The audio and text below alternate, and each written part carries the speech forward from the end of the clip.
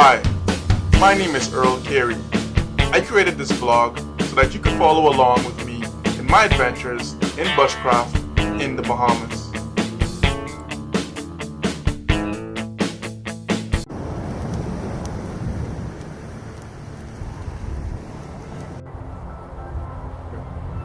If you look at this area around me, it's really good and it's really bad.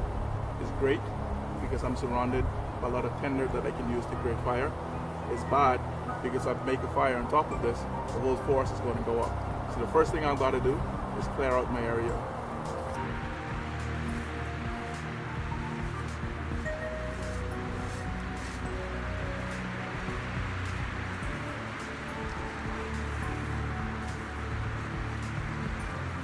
So what I did was I created two perpendicular lines, roughly 3 to 4 feet, and I used the points of these lines to carve out a circle. Then I'm going to clear out everything in the circle to give me a safe place to build my fire.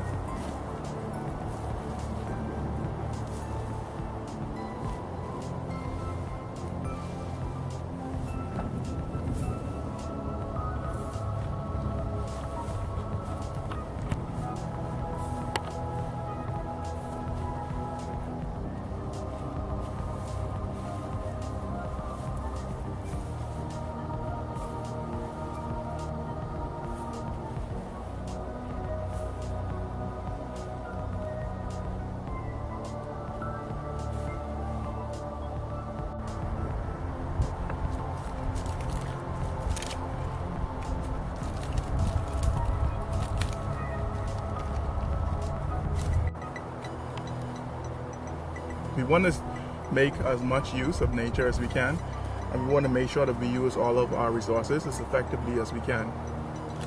I'm going to be cutting this tree up to use for firewood, but the bark, this is something that we can very easily break up and roll in our hands.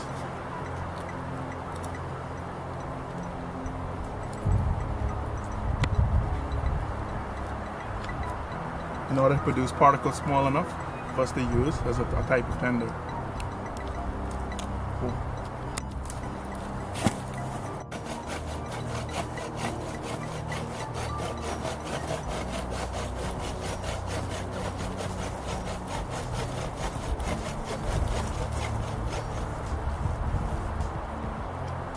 Sawing takes a lot of energy. All we really need to do is cut halfway through the tree and use leverage to do the rest. Easy as pie.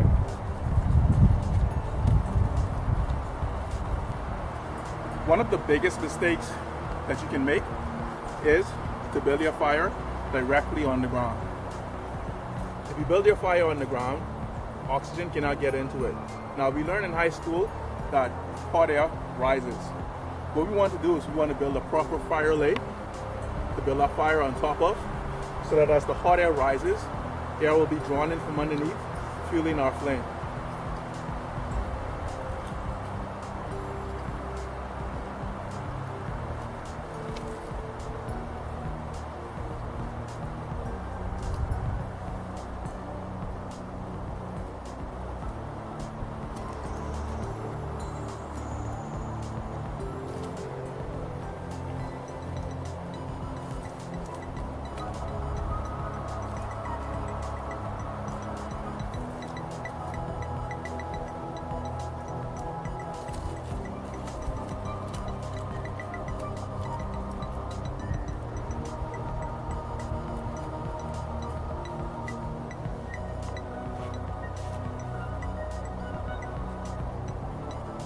Now, the thinner something is, the easier it is to set it on fire. The thicker it is, the more difficult. So we don't want to try and ignite the large logs before they ignite smaller things. So what we want to do is we want to have our largest logs to the bottom, slightly smaller logs on top, and then we're going to put finer material on top of this that's going to be very easy to catch. And once this catches fire, the heat from this will ignite the wood beneath it.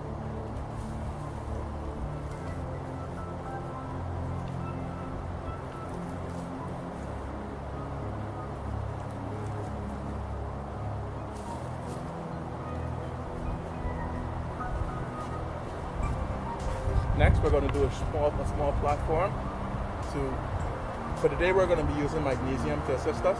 So we want to build a flat platform that we can place our magnesium on to set it on fire. For that, we're going to use some of the bark that we took off of the tree before we cut it.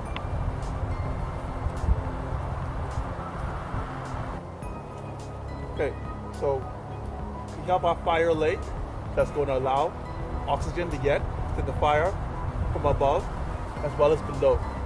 As the fire gets hot, the air is going to evaporate, and that's going to draw air, colder air, from around the flame into the bottom, up to the fire, fueling the fire and making the fire larger. We started with larger sticks, and we moved to smaller sticks. Then we put our very fine material that's going to catch fire very easily, and we've got our base that we're going to use to place our magnesium. Now, when we light the magnesium, the heat from this is going to come upwards. So what we want to now do is build sort of a teepee over our magnesium so that when it flares up, we'll be able to ignite what's above it. Now, in constructing our teepee, the easiest way for it to maintain its shape is for us to use our finer material to build up a base that we can rest our sticks on.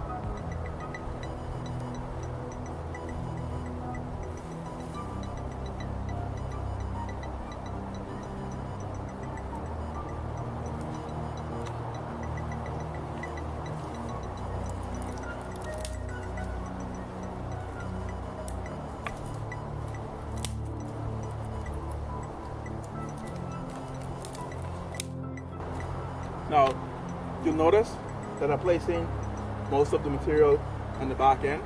And the reason for that is I'm going to need to be able to get in close to the magnesium in order to get sparks on it. So what I'd like to do is I like to leave this side open so that I can have access to build the fire. But I want this side to be built up and hanging over that flame so that once the flame sparks, this will be ignited very easily.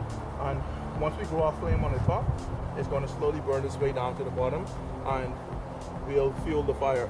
There are ways that you can build a fire for it to be smokeless. There's ways that you can build a fire for it to last the entire night. Everything comes down to the physics of how you lay out your wood.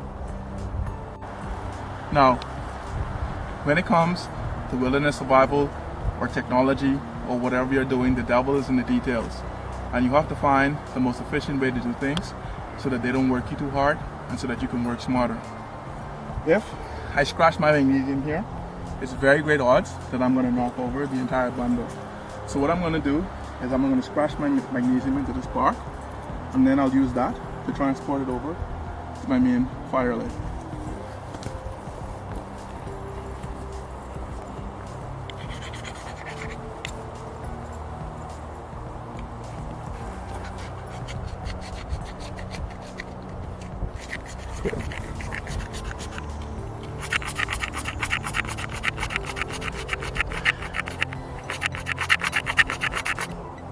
Here's the reality that you don't always see on television. Survival is a lot of work. Even when you have the tools to make the job easier, it still takes a great deal of effort to use these tools effectively. I would advise anyone to get out and practice with their tools as much as they can so that if they ever are in an actual survival situation, they'll be prepared for the challenge.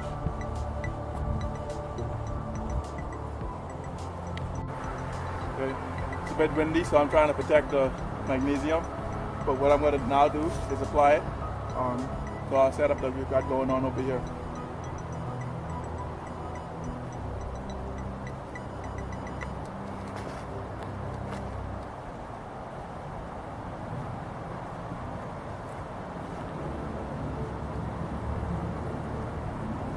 And I'm going to place some more material over the magnesium I don't want to displace the magnesium.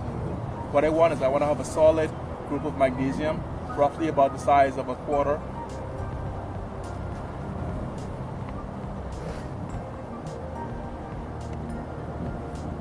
Okay. Now, whether you're using the magnesium bar or you're using a ferrule rod, you don't want to use the sharp side of your blade for making the sparks. The reason for this is that it will dull your blade, and you need the point for other things during a survival situation. So what you want to do is to always use the back side of the blade. Now, if you've got coating on your blade, it may be very hard to make the spark. A lot of survival knives, like mine from Buffalo River, has a notch where they didn't put any coating, and this makes it much easier in order to apply the spark. If you're in a life or death situation and you don't have this notch, it may be necessary to rub the blade on a stone to remove it just so that you can survive, but be aware that you will put yourself in danger of destroying the knife. Another important point: the first instinct when you pick this up may be to hold the ferrule rod stationary and to scrape your knife across.